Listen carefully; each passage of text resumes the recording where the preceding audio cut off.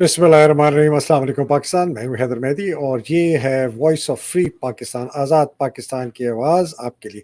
ऐ मेरे रब, मेरा सीना कुशादा कर दे, मेरा काम आसान बना दे, मेरी ज़बान की गिरा खोल दे ताकि वो मेरी बात समझ के। आप सबका देखने का बहुत-बहुत शुक्रिया, आपकी दुआओं, आपकी क्रिटिसिज़्म, आपके सपोर्ट का बहुत शुक्रिया। ख़ास तौर पे मेरे पेट्रन्स का बहुत शुक्रिया, जिनकी वजह से मैं ये प्रोग्राम जारी रख सकता हूँ। बड़ी मेहरबानी। आज बहुत ही 3 अहम मौज़ूआत पर बात करनी है। एक जो हमें लग रहा है कि इमरान खान और पीटीआई के इर्द-गिर्द जो घेरा है वो तंग हो रहा है, उसके मुतालिक बहुत मुफस्सल बात करनी है। दूसरी कुछ एक किस्म की ब्रेकिंग न्यूज़ है मीडिया के मुतालिक, उस पे बात करनी है। और तीसरी एक बात करनी है कि काज़ी फ़ाइज़ ईसा का जो एक किरदार था चीफ़ जस्टिस बनने से पहले और अब उसके मुतालिक थोड़ी-सी बात करनी है। और इससे बेहतर कोई नहीं कर सकता इस पे, जनाब शाहीन शहबाज़ी साहब, माशाअल्लाह। अस्सलाम सर, वालेकुम जी। मेरा सलाम और आपको और सबको मेरा सलाम प्लीज। बहुत शुक्रिया। और शाहीन शहबाज़ी साहब ने कुछ मैंने जो पिछले 2-3 व्लॉग जो बड़ी कंट्रोवर्शियल बातें की हैं, शायद उसके ऊपर भी अपनी कुछ राय का इज़हार करेंगे। नहीं, शाहीन साहब ओपन। शाहीन साहब जी। पहले आ जाते हैं अपने जो असल मौज़ू है। जो हम देख रहे हैं कि इमरान साहब के और पीटीआई के इर्द-गिर्द जो है घेरा तंग हो रहा है। शायद पार्टी से क्रिकेट बैट का सिंबल भी ले लिया जाए, इमरान को डिस्क्वालीफाई कर दिया जाए, डिस्क्रेडिट कर रहे हैं। इनकी जान को मुझे अब तो लग रहा है कि इनकी जान को भी खतरा है। हो सकता है ये फ़ोर्स करें पीटीआई को कि ये पार्टी बॉयकॉट कर दे या अपने ही मनगढ़ंत जो लीडर है इसकी पार्टी की लीडरशिप के ऊपर कब्ज़ा कर ले। सर। सर, ये बिल्कुल आप सही कह रहे हैं कि घेरा तो तंग हो रहा है जा रहा है, और घेरा ना सिर्फ ये तंग कर रहे हैं इमरान खान और पीटीआई के खिलाफ कि इर्द गिर्द इनके अपने गलों पे भी घेरा तंग हो रहा है, क्योंकि जितने दिन नजदीक आती जा रही है ये डेट इलेक्शन की, और उतना ही इनके ऊपर प्रेशर बढ़ता जा रहा है कि जी अब तक जो हमने जितने हरबे इस्तेमाल करने थे, जितने केस करने थे, मार पीट पकड़ धकड़, वो सब तो सारी काम आई नहीं, फेल हो गई। तो अब और क्या करना है, वही मोर ऑफ द सेम करना है, तो उसका क्या फायदा होगा, कुछ और करना है, क्या करना है, कैसे करना है। तो दे आर ऑल्सो फीलिंग के जी घेरा उनके गिर्द भी तंग हो रहा है, नंबर एक। नंबर दो, इमरान साहब के गिर्द जो आप कह रहे हैं घेरा तंग हो रहा है, बहुत से लोग आ रहे हैं, नए लोग आ रहे हैं, उनकी पार्टी स्ट्रक्चर चेंज हो रहा है, हो गया है कुछ तो। कुछ लोगों पे ऑब्जेक्शन भी हो सकते हैं, कुछ लोगों पे अप्रिसिएशन भी है। मगर मेरा जो पॉइंट ऑफ व्यू ये है कि इस वक्त फर्स्ट स्टेप जो है सबके लिए, एस्टेब्लिशमेंट के और गवर्नमेंट के लिए, ये है कि इनको हमने रोकना है। इनका ये पहला प्रायोरिटी ये है कि किस तरह हम इनको रोके। अब इलेक्शन में जाके करते हैं, इलेक्शन कमीशन से करवाते हैं, मुंह काला कराएंगे, नाक कटवाएंगे, जो भी अब तक जितना किया है उसमें तो उनकी नाक कटी है, उसमें कोई शक ही नहीं है कि जो कामयाब नहीं हुए। अब और मजीद क्या करेंगे तो वो उनकी तरफ से होगा। ये जो एक अटेम्प्ट हो रही है कि जी इनके इर्द गिर्द ऐसे लोगों को लाया जाए जो कंप्रोमाइज हो, या सो कॉल्ड कंप्रोमाइज हो, या एन वक्त जब आए तो वो स्लिप आउट हो जाए, या दगा दे दें, या धोखा कर दें। मतलब ये बहुत सारी ये फैक्टर्स होते हैं, ये इस तरह की स्कीमें चलती है। लेकिन पहला टारगेट जो पीटीआई का और इमरान खान का है वो ये है कि जी हम जो पहला बैरियर है कि जी हमको इलेक्शन में जाने दिया जाए, वो क्रॉस करें पहले। फर्स्ट बैरियर इज कि जी we should be able to contest, और second is that we should be able to contest on our bat, बल्ले के निशान पे करें। और उसके बाद फिर वो आएगा कि जी किस किस को टिकट देना है, कौन देता है, क्या उसमें इंटरनल मैकेनिक चलती है, वो सारा कुछ चलेगा। लेकिन अभी ये दोनों तरफ से एक रेस कह दे, या घेरा तंग हो रहा है, या पैनिक फैल रहा है दोनों। इमरान खान का तो मेरा ख्याल है इतना पैनिक नहीं है, दे नो कि जी उन्होंने तो लड़ना है, ये लड़ना है और आखिर तक जाना है। इधर पैनिक फैल रहा है कि जी इनके कोई जो अब तक के जो ऑपरेशन है वो सारे काम नहीं किया किसी ने। लोगों को पकड़ लिया, जबरदस्ती बिठा दिया, चेंज करा दिया, पार्टियां चेंज करा दी, क्या क्या नहीं कर दिया। लोगों के गालियां, बेडरूम में पहुंच गए, उनकी तस्वीरें उनके नौकरों से इंटरव्यू कर लिए जाके, पता नहीं और किस हद तक गिरेंगे जाके जाके बार से भी इंटरव्यू कर ले, पता नहीं किससे इंटरव्यू करे, बहरहाल खैर।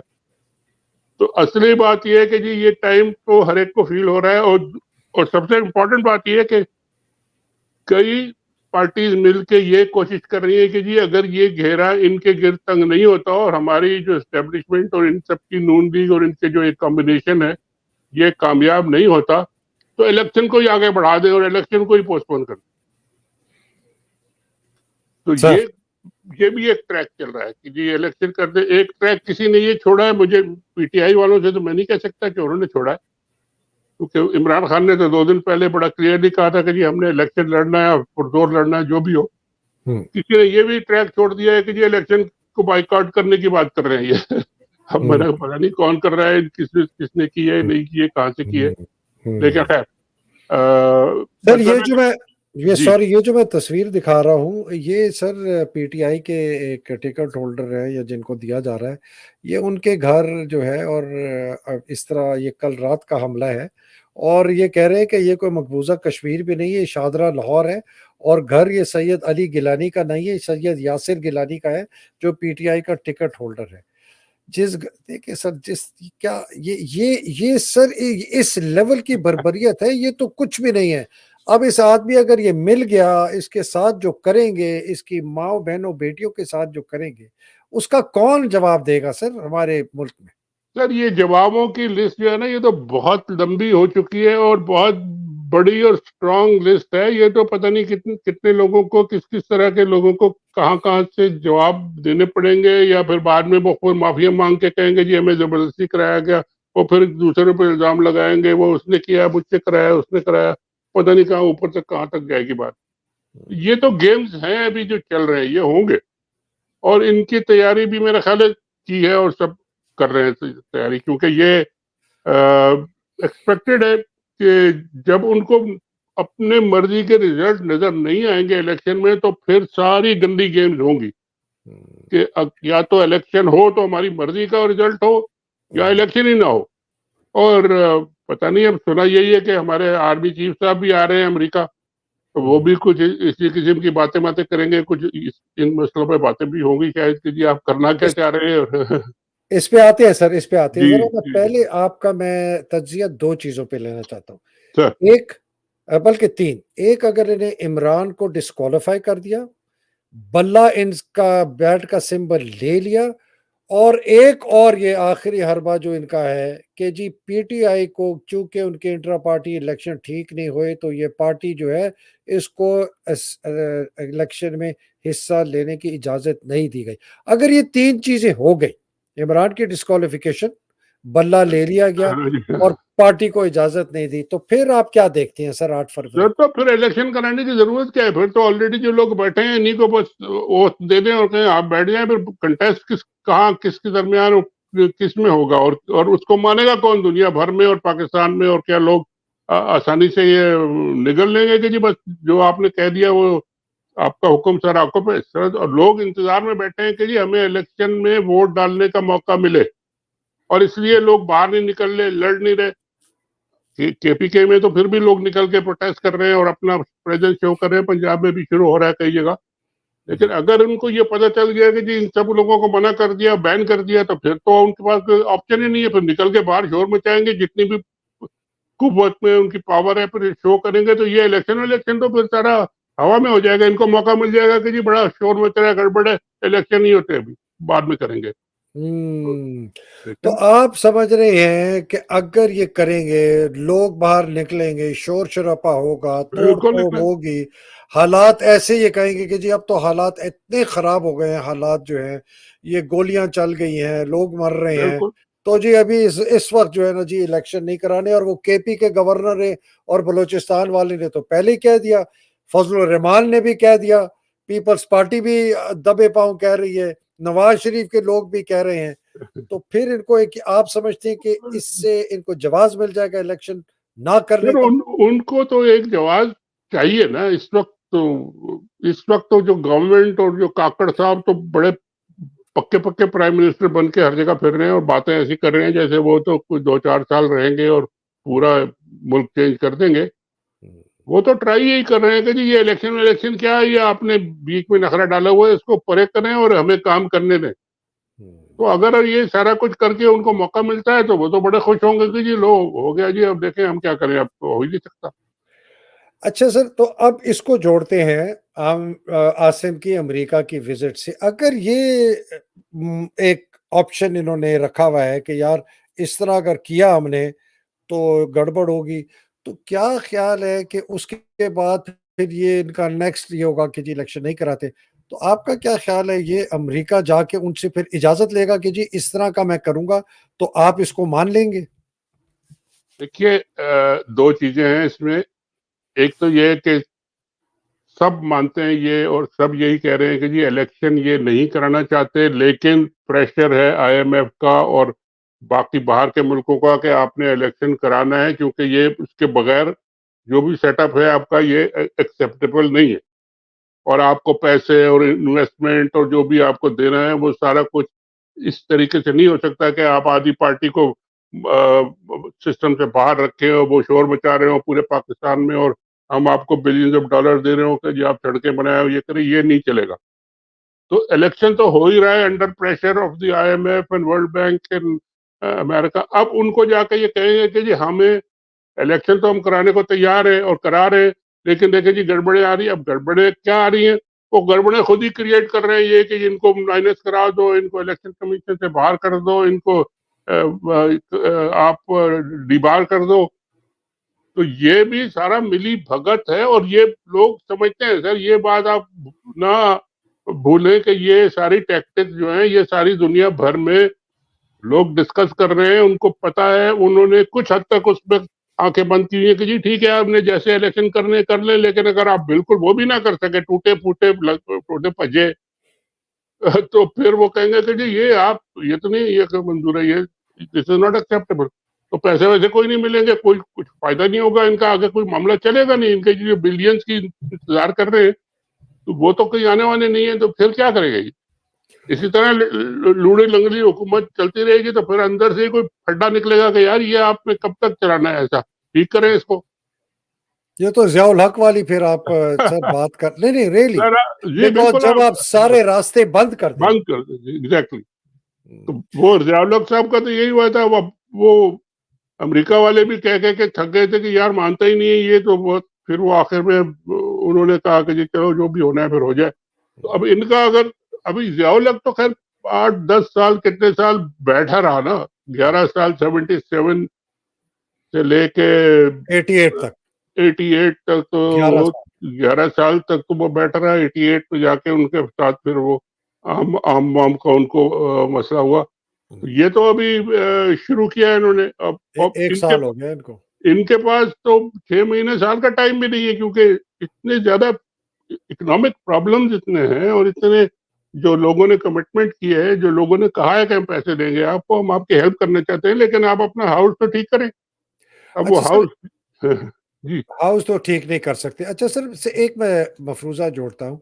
चूँकि काज़ी फ़ाइज़ ईसा जिनकी अब अभी हम थोड़ी बात करते हैं, काज़ी फ़ाइज़ ईसा वो चीफ़ जस्टिस नहीं हैं जो कि वो पहले जस्टिस होते थे और बड़ी बातें करते थे और चला गए। अब वो एक बिल्कुल मुख़्तलिफ़ हैं। उन्होंने सिंध हाई कोर्ट का जो चीफ़ जस्टिस है जिसको बनाना चाहिए था, उसको रिटायर होने दिया, इन्होंने अपॉइंट नहीं किया। बंदयाल साहब की सीट अभी तक खाली है, उसको भी नहीं भरी, ढूँढ रहे हैं किसको करने। मज़ाहिर अली नकवी के खिलाफ बहुत ज़बरदस्त रेफरेंस है, उनको मुझे लगता है फ़ारिग कर देंगे। अगर आसिम फ़ाइज़ ईसा से इलेक्शन ना कराने की सुप्रीम कोर्ट की एक ले लेता है जजमेंट, क्या आप समझते हैं वो अमेरिका मान लेगा या ये आईएमएफ वगैरह मान लेंगे? सर, पहले तो वो खुद तैयार हो जाएँ फ़ाइज़ ईसा साहब के जी अपने मुँह पे ये कालक मलने को मैं तैयार हूँ। इनकी ये जो कालक इनके मुँह पे लगेगी वो मैं अपने ऊपर पलटी उधेड़ने को तैयार हूँ, एट व्हाट कॉस्ट। हुँ, हुँ। अव्वल तो पहले उनको कन्विंस करना पड़ेगा ना जी, और बाकी जो जजेस हैं उनको कन्विंस करना पड़ेगा कि जी ये इन्होंने जो गन मचाया हुआ है और ये हमारे गले में डाल रहे हैं, हुँ। तो हम इनकी बात अगर मान लें तो कौन-सी ऐसी टेंजिबल, सॉलिड, सब्सटेंशियल एविडेंस मौजूद है जिसके बिना पे हमें ये कह रहे हैं कि जी आप ये इलेक्शन विलेक्शन ना करें और हमें चलने दें? हुँ। तो वो तो इनके पास कुछ है नहीं। तो वो अव्वल तो फ़ाइज़ साहब के 4, 6, 8 महीने रह गए और 1 साल तो उनका वैसे ही था। 2-3 महीने गुज़र गए तो वो अब 2-4 केस और सुन लेंगे और मज़े की बात ये है कि वो कोई करंट केस नहीं सुनना चाह रहे। सर वो ये पुराने ये वाला केस सुन रहे हैं सर? जी हाँ, ये वो भुट्टो ये साहब का केस है, केस निकाला उन्होंने हुआ है। जुल्फ़िकार अली भुट्टो का जी, जो जी, जी। केस है, रेफरेंस जो है, जो कि 2011 में जरदारी ने फाइल किया था, फाइल जो किया तो था, सदर था। बिल्कुल।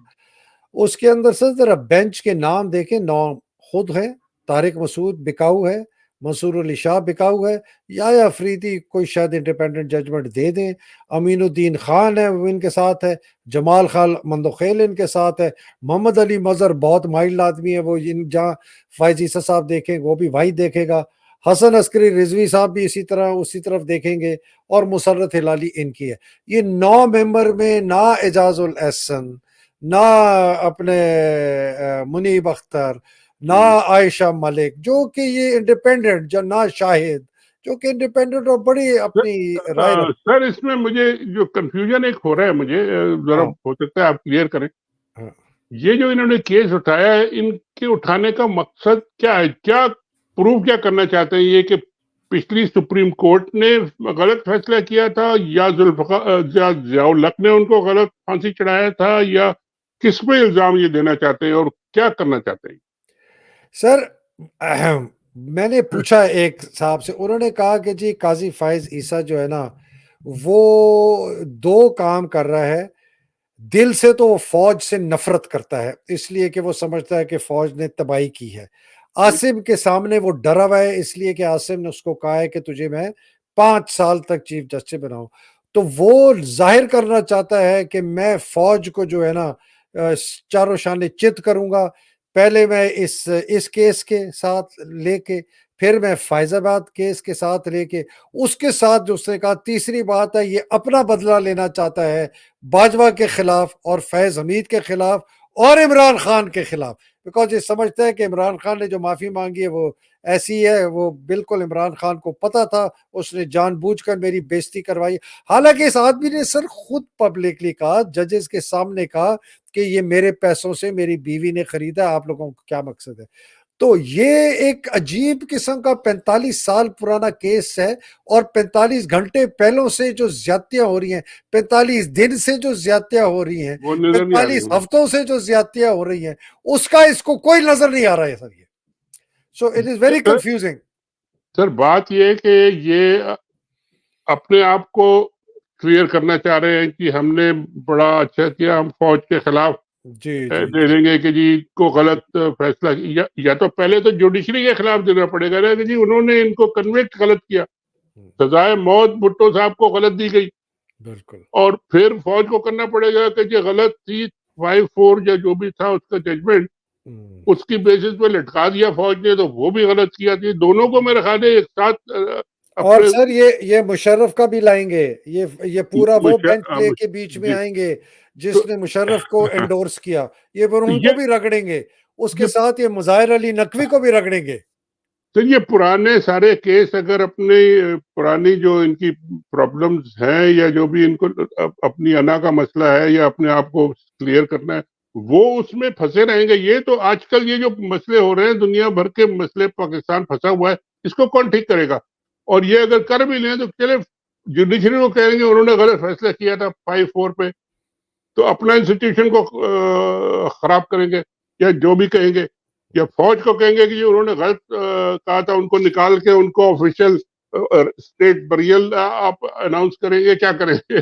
मुझे तो नहीं लगता कि क्या करेंगे, ऐसी कोई बात करेंगे। अगर सर ये ये सब जी जी जी, प्लीज प्लीज, नहीं सर अगर बताइए। ये अगर ये सब करना चाहते हैं, तो ये आजकल के मसलों का कौन हल करेगा सर? मैं ये पूछना चाहता सर ये मैं इसी की आजकल के मसलों के लिए मैं बात करना चाहता हूँ। इनके सामने सर एक सुप्रीम कोर्ट के अंदर एक पिटिशन पड़ी हुई है अरशद शरीफ के कत्ल की, हूँ। उसको तो जी, इन्होंने हाथ नहीं लगाया।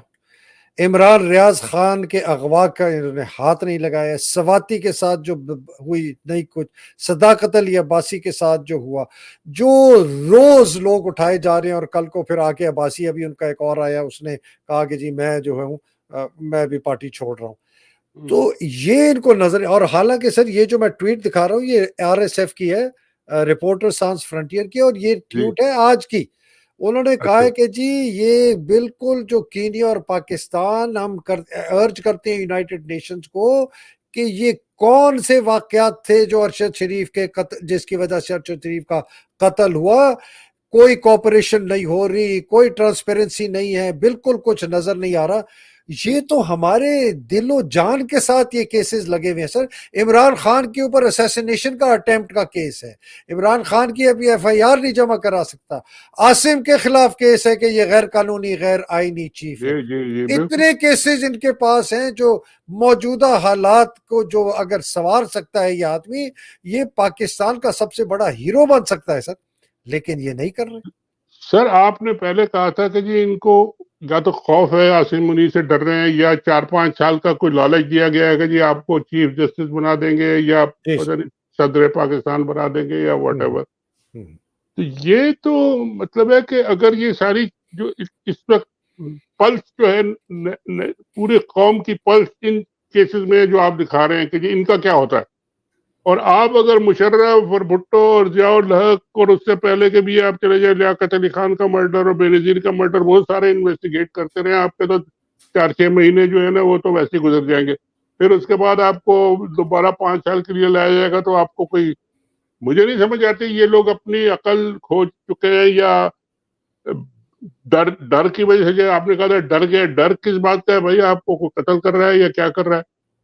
बाकी I don't know where they stand और ये कब तक इस तरह चलाएंगे, लेकिन ये मामला इस तरह चलने वाला नहीं है। लोग अब देख रहे हैं कि जी आप सही इंसाफ फैसला करते हैं या नहीं करते, वरना लोग आपको नहीं छोड़ेंगे। ये बात तो सही है।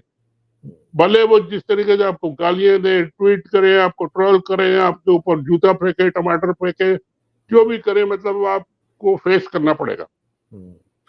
अच्छा सर, जो मैंने कहा था 4-5 चीजें जो ये इनके इर्द गिर्द घेरा तंग कर रहे हैं, डिस्क्रेडिट कर रहे हैं कैरेक्टर को, पर्सनालिटी को, डिस्क्वालीफाई करने की कोशिश है, बल्ला लेने की कोशिश है, पार्टी को इलेक्शन से बाहर करने की कोशिश है, जान को खतरे में डालने का और खतरा है बहुत ज्यादा। और फिर मैंने कहा था कि पार्टी के अंदर पार्टी की लीडरशिप को कब्जा करने के लिए, जिसके ऊपर मैंने 2-3 बहुत कंट्रोवर्शियल, कई लोगों के लिए कंट्रोवर्शियल, मुझे कहते हैं मेहदी साहब आप पीटीआई की डोमेस्टिक पॉलिटिक्स में मत पड़ें, ये अभी हमारा जो हदफ है इस निज़ाम को तोड़ना है।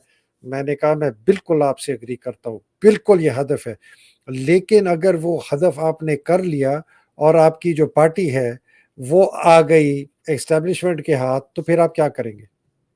देखिए ये बड़ी खतरनाक बात कर रहे हैं आप कि ये जो कुछ कर रहे हैं इसमें उनका गोल ये है कि पार्टी को कब्जा कर ले एस्टेब्लिशमेंट। वो तो होता नहीं है जब तक कि इमरान खान साहब मौजूद है और जिंदा है। उन्होंने तो कैटेगोरिकली कह दिया है कि जी मैं इलेक्शन भी लड़ूंगा, खड़ा रहूंगा, कोई डील भी नहीं करूंगा, कोई डील वील भी नहीं है, मैं यहाँ खड़ा बैठा हूँ आराम से, आपने जो करना है कर ले, मैं अपनी पोजीशन पे खड़ा हूँ। अब उनके इर्द गिर्द जो लोग आ रहे हैं जा रहे हैं, वो चाहे कंप्रोमाइज हो या नहीं हो, वो अभी तो कुछ नहीं कर सकते जब तक कि ये बड़ा बड़ा जो बैरियर है आपने क्रॉस नहीं किया या रुक गए या आपको रोक दिया या आपने कर लिया, उसके बाद ये चीजें जरूर आएंगी। तो ये मेरा ख्याल है आपकी बात बिल्कुल सही है कि आपने पॉइंट आउट तो किया है ये सारी, और ये सारी रिकॉर्ड पे आ गई ये चीजें कि जी फलाने फलाने लोग जो है ये मशकूक लोग हैं या कंप्रोमाइज लोग हैं या इन पे ट्रस्ट ना किया जाए। लेकिन जब वो टाइम आएगा ट्रस्ट करने का और ये आपने इनिशियल रोड ब्लॉक क्रॉस कर लिए, तो फिर वो टाइम आएगा, उस वक्त फिर आप जरूर उठाएं कि जी ये सब इनको निकालें, तो जाहिर है फिर और डिफरेंट डायनामिक्स बनेगी। सर एक खदशा है मुझे, अगर इमरान साहब इलेक्शन में नहीं हिस्सा ले सकते जिस तरह हमें नज़र आ रहा है, और ये जेल में इनको रखते हैं, और किसी तरीके से ये टूटी हुई इलेक्शन में कुछ पीटीआई के लोग आ जाते हैं जो कि इस्टेब्लिशमेंट के हाथ पे चले जाते हैं, तो मुझे खदशा ये है कि अगर उस वक्त कोशिश की गई तो शायद उस वक्त पानी जो है डैमेज कर सकते हैं। नहीं, मेरी एक बड़ी क्लियर इसमें अंडरस्टैंडिंग ये है सर, अगर इमरान खान साहब जेल में भी हुए फाइन, लेकिन अगर उनकी पार्टी को इलेक्शन से नहीं रोका गया और उनकी पार्टी को बल्ले का निशान मिल गया, तो फिर वो जिसको भी बल्ले का निशान मिलेगा और मिलेगा इमरान खान की तरफ से, वो बात क्लियर है। कोई ये आगे पीछे वाले कोई मैनूवर करके नहीं ला सकते। वो इमरान खान ने लिस्ट इसलिए बना ली है, ऑलरेडी कन्वे भी हो गई है कि जी ये लोग होंगे। अब अगर उस स्टेज पे पहुंच गए ये और पार्टी इलेक्शन में चली गई और बल्ले के निशान पे चली गई, इमरान खान चाहे जेल में ही हो मगर उनकी लिस्टें जो है वो सामने आ गई, तो फिर this is what PTI wants कि जी ठीक है, उसके बाद जो रिजल्ट आएगा वो फिर देखें आपके क्या आता है। लेकिन ये कि अगर उस स्टेज तक जाने ही नहीं दिया उनको, तो फिर तो इलेक्शन ही सारा टोटल जो है वो क्वेश्चन में होगा पूरा। बस मुझे सर ये डर है कि जी जिस तरह आपने कहा है ना कि लिस्टें भी उन्हीं के पास हैं, बनाएंगे भी वो, जी जी उनकी जो चंद एक ख़ास तौर पे तकर्री अभी चंद दिन पहले हुई है, वो मेरी नज़र में इतनी और पार्टी की जी जी बेशतर लोगों की नज़र में, और वो भी इन्होंने ही तकर्री की, तो अगर इन्होंने ये वो तकर्री की, तो पता नहीं किस वजह से की, तो मुझे खौफ है कि शायद इस तरह लिस्टों में भी नाम आ जाएँ और इनको ये सर अपनी ये, हाँ ये तो देखिए अब इमरान खान साहब के ऊपर डिपेंड करता है कि लिस्टें जो वो देंगे वो पूरी की पूरी लिस्टें उनकी अपनी अप्रूव्ड है और उन्होंने ही करना है। अगर उन्होंने किसी के नाम शामिल किए तो then he knows better and he is responsible. और ये तो बात आपकी सही है कि अगर किसी ने जबरदस्ती उनसे करा लिया या घुमा फिरा के करा लिया तो वो अलग बात है, but that is a second stage. अभी तो पहला रोड ब्लॉक ही क्रॉस नहीं हुआ सर, असल चले तो बात। पहला रोड ब्लॉक है, इलेक्शन में हिस्सा ले, बल्ले का बिल्कुल निशान हो बिल्कुल और बिल्कुल। इमरान साहब को इलेक्शन में हिस्सा लेने की इजाजत। अगर उन्होंने इजाजत दी कैंपेन करने की तो फिर तो कोई सवाल ही नहीं है किसी का, और अगर नहीं भी दी फिर भी बहुत सीरियस है वो चैलेंज है सबके लिए। तो आपका फाइनल अगर मैं लूं ओपिनियन कि पार्टी को बल्ले का निशान मिलेगा और इसको इलेक्शन में एसपीटीआई, बिल्कुल मिलेगा under under pressure from all the outsiders and Insiders मिलेगा। आपका ख्याल है मिलेगा बल्ले का निशान, और आपका ये भी बिल्कुल, ख्याल है कि पीटीआई को एक पार्टी के तहत इलेक्शन लड़ने की इजाजत भी दे दी जाएगी? जो बल्ले का निशान जब मिलेगा तो फिर वो बल्ला ही होगा ना, ये वो पार्टी ही होगी और क्या, वो चाहे वो ठीक है। ठीक है, सही कह दिया, बिल्कुल आपने सही कहा, मेरा इस वक्त दिमाग थोड़ा फिरा हुआ है। तीसरी बात यह है कि इमरान खान को डिस्क्वालीफाई करेंगे या नहीं करेंगे? सर डिस्क्वालीफाइड तो अभी है ऑलरेडी, वही उन्होंने पिटीशन भी डाली है कि जी मेरी डिस्क्वालिफिकेशन को high court, Lahore high court में गए हैं कि जी इनको खत्म किया जाए। प्रॉबेबली मुझे नहीं लगता कि इतनी जल्दी वो उनको रिलीज कर देंगे, क्योंकि मगर एक प्रेशर उन पे है। अगर अगर नवाज शरीफ को अदालत ने जैसे उनको कहा है कि जी नहीं नहीं लाओ मेरे पास केस लाओ, नैब से भी कहा है तुम भी हट जाओ हट जाओ, सब में हम करेंगे और अभी जल्दी जल्दी करके उनको क्वालिफाई कर देंगे, तो फिर इनके ऊपर भी प्रेशर आएगा पूरी इस्टेब्लिशमेंट पे, सब पे कि जी इमरान खान को भी फिर आप इजाजत दें। आपको याद होगा जब बेनजीर भुट्टो आई थी 2007 में वापस, तो कई मुल्कों ने फिर ये कहा था कि जी खाली ये बेनजीर फिर इलेक्शन नहीं लड़ेंगे। नवाज शरीफ को भी भेजा गया था जबरदस्ती करके, जहाज दिया गया था सऊदी अरब ने कि जी आप वापस जाएं, और इस प्रेशर में फिर उनको भी इलेक्शन लड़ने के लिए दिया गया था, कहा गया था कि आप इलेक्शन लड़ेंगे, ये भी लड़ेंगे। तो ये बात एक को बिल्कुल आप बाहर से उठा के ला के सर पे बिठा ले और दूसरे को जेल में डाल के आप गटर में फेंक दें, ये पूरी तरह पॉसिबल नहीं है। बहुत प्रेशर इन पे होगा कि उसको भी इलेक्शन लड़ने दें और कैंपेन करने दें, मगर ये बड़ा अभी इनके लिए तो एक डरावना ख्वाब है जी कि ये अगर ऐसा हुआ तो हम करेंगे क्या फिर। तो ये अच्छा बड़ा सर, मुश्किल है। ये जर्नलिस्ट सर्कल्स में बहुत बात मशहूर हुई हुई है कि नवाज शरीफ ने कहा है कि अगर इमरान को इजाज़त दी इलेक्शन लड़ने की और अगर बल्ले का निशान पीटीआई को दिया तो मैं फिर इलेक्शन में हिस्सा नहीं लूंगा और इलेक्शन होने भी नहीं दूंगा। और सर ऐसी बातें कोई नहीं, ये धमकियां हैं। अगर उन्होंने इलेक्शन उनको उनकी बात मान ली तो फिर वो इलेक्शन मानेगा कौन सर, और इलेक्शन होगा कैसे? यानी वो नहीं मानेंगे तो क्या मतलब है कि इलेक्शन इमरान खान के और पूरे आधे मुल्क से ज्यादा जो लोग हैं उनके बगैर हो जाएगा और सब मान लेंगे? ये कोई धमकी वमकी ऐसी चलती रहती है। I don't think this is possible. अच्छा अच्छा सर, ये मीडिया की क्या खबरें आ रही हैं सर मोहम्मद अगर महमूद? आपके पास टाइम है तो मीडिया की बात कर लेते हैं हाँ हाँ, जल्दी। करें सर, बिल्कुल करें, ये तो ब्रेकिंग न्यूज़ है सर। सर मैं मीडिया के बारे में बड़ा स्टडी भी देखता रहता हूँ, दोस्तों से बात भी, और मीडिया में बहुत सारी चेंजेस आ रही हैं इलेक्शन के प्रोस्पेक्ट देख के कि जी अब इलेक्शन में क्या होगा, किस किस को कौन सपोर्ट करेगा। बेसिकली जो हुआ है इस वक्त वो तो ये कि जो मेन स्ट्रीम मीडिया सारा का सारा कंट्रोल्ड है, सारा का सारा फ्लैट लेटा हुआ है, कोई किसी में हिम्मत नहीं है खड़ा होने की। और इनके खिलाफ, एस्टेब्लिशमेंट के खिलाफ जो इनकी पार्टीज हैं उनके खिलाफ, यानी नून लीग जो गवर्नमेंट की सपोर्टेड पार्टीज है उनके खिलाफ भी बात करने की इजाजत नहीं दे रहे। और पीटीआई का तो नाम ही नहीं है, ना इमरान खान का नाम है ना कोई। अब मगर ये कि इलेक्शन जब आता है उसकी अपनी डायनेमिक्स होती है, ये मैं कई दफा कह चुका हूँ और ये अभी मैं कहता हूँ कि जी जैसे अब इलेक्शन करीब आ रहा है तो आपने देखा कि जी पूरा केपीके जो है ना वो निकल आया, पंजाब में भी लोग निकल रहे हैं, और कई जगह फिर लोग निकलेंगे। जब आप एक पार्टी को इजाजत दे रहे हैं, 10 को दे रहे हैं, तो फिर आप एक को बंद नहीं कर सकते। उसमें मीडिया ने अपना रोल प्ले करना है और मीडिया वाले भी अब आगे पीछे पोजीशनिंग कर रहे हैं। मैं 2-3 चीजें बता सकता हूँ। हमारे दोस्त जो है, एक रऊफ क्लासर साहब ने तो एक ट्वीट किया है कि जी मुझे तो उन्होंने फारिग कर दिया या मैंने छोड़ दिया। जो नए चैनल में गए थे वो अब पता नहीं वो कहाँ जाएंगे। उसके बाद हमारे जो दूसरे हैं मोहम्मद मालिक साहब, उनकी खबर आ गई है कि जी वो भी चैनल 92 छोड़ रहे हैं और कोई और नया चैनल लॉन्च हो रहा है। कोई फवाद हुसैन साहब वो मिलके लॉन्च कर रहे हैं, पता नहीं कौन पैसे दे रहा है, कौन कर रहा है, क्या होगा उसका, उसमें वो जाएंगे। उसका नाम भी सुना है कि एक होगा। मैंने कहा अल्लाह एक है भाई, ये एक एक चैनल एक है ये, एक एक नंबर है या 2 नंबर है या एक है या क्या है, पता नहीं। बहरहाल एक एक के नाम से सुना है। और वो कौन कर रहा है?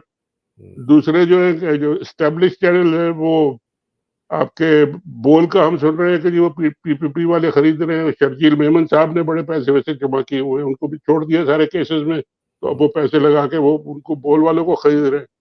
हामिद मीर का क्या है सर? हामिद मीर साहब को ग्राउंड किया हुआ है, पता नहीं, कहते हैं कि छुट्टी पे है, लेकिन वो छुट्टी भी तो नहीं है। वो तो यूट्यूब पे धड़ाधड़ इंटरव्यूज और बड़े बड़ी ब्रेकिंग न्यूज दे रहे हैं। वो तो अपने प्रोग्राम्स में यूट्यूब पे कर रहे हैं। दूसरे तो वो कुछ वहां भी जियो में भी गड़बड़ है।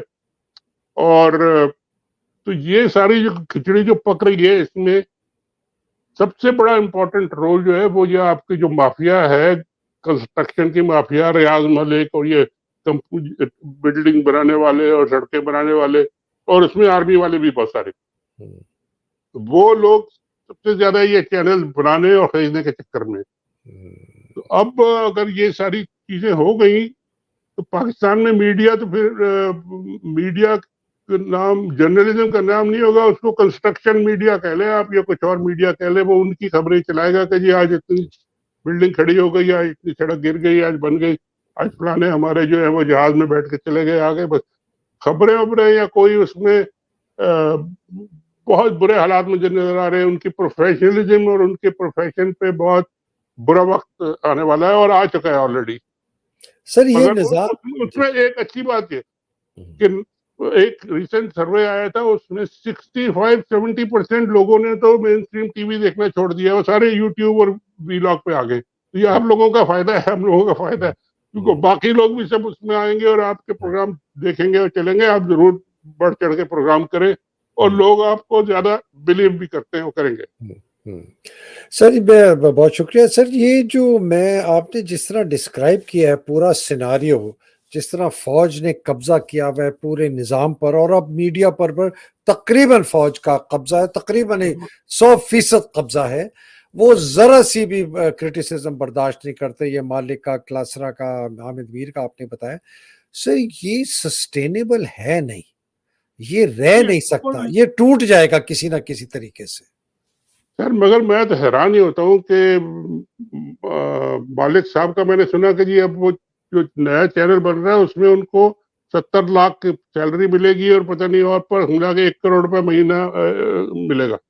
अब कौन सा ऐसा चैनल है जो नया आ रहा है, इसको कोई जानता नहीं है, वो 1 करोड़ रुपया एक आदमी पे, और जो बाकी लोग होंगे उन पे भी 50 लाख 60 लाख के लोग होंगे, और पूरे मिला के कितने करोड़ रुपए महीना खर्च करेंगे वो, टू व्हाट?